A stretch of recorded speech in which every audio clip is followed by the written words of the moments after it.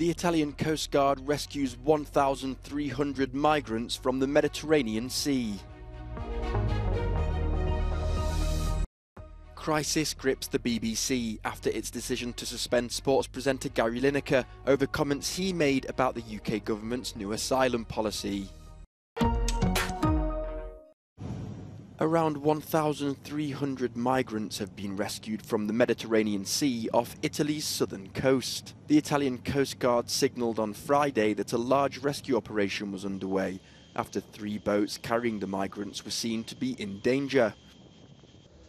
Rescue teams were dispatched to save migrants aboard 3 smugglers' boats off the Calabrian coast. It comes the same day as a body was discovered of the 74th victim of the deadly shipwreck off the same coast nearly 2 weeks ago. The victim was reported to have been a 5 or 6-year-old girl. Prosecutors are investigating whether Italian authorities failed to properly respond to the call after they deployed border enforcement vessels rather than rescue boats. Italy's Interior Ministry says more than 17,500 people have arrived by sea so far this year, almost 3 times the number for the same period last year. Fighting in the Ukrainian city of Bakhmut has intensified with another push by Russian forces in the Donetsk region.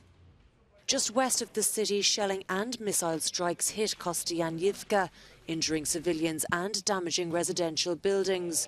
The infrastructure in Bakhmut is already destroyed, including rail and road bridges.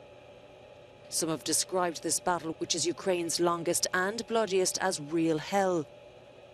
And it doesn't sound like there will be much left after the chief of Russia's Wagner private military company, Yevgeny Prigozhin, said he opened recruitment centres in 42 cities of the Russian Federation. However, he's part of a power struggle with Russia's defence ministry over claims of victory before Moscow's military.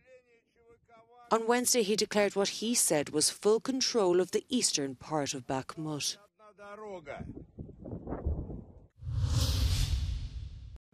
The battle for Bakhmut in eastern Ukraine has been raging on for months, becoming increasingly symbolic for Moscow and Kyiv. But experts have claimed that Bakhmut itself is of little military or strategic value. They argue instead that bloody fighting continues there because the battle has been too costly for either side to give up now.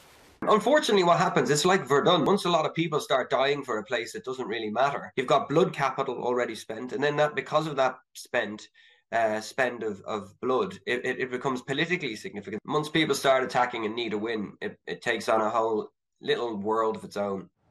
Patrick Burry told Euronews that Russia is hoping for a resounding victory in Bakhmut after a series of heavy defeats late last year. Kyiv, on the other hand, claims its forces are holding off Russian troops and preventing counterstrikes and major operations in other areas.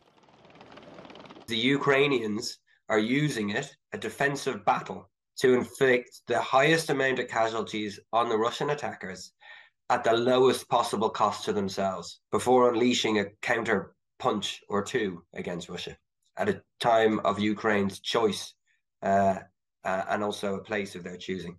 The Kremlin says that the capture of Bakhmut would open the door further into the Donetsk region, but doubts remain over Russia's capacity to make any decisive breakthrough. Former England captain Gary Lineker was suspended on Friday from his role as presenter of the BBC's flagship football highlight show in the wake of his criticism of the British government's new asylum policy. I've got a train to catch. In a post on Tuesday on his Twitter account that has 8.7 million followers, Lineker compared lawmakers' language about migrants to that used in Nazi Germany.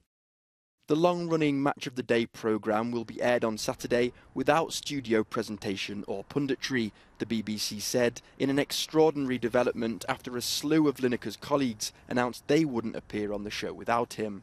The government has called Lineker's Nazi comparison unacceptable, and some lawmakers said he should be fired. As a freelancer who doesn't work in news or current affairs, Lineker isn't bound by the same rules, and he often delves into politics and human rights issues with his tweets.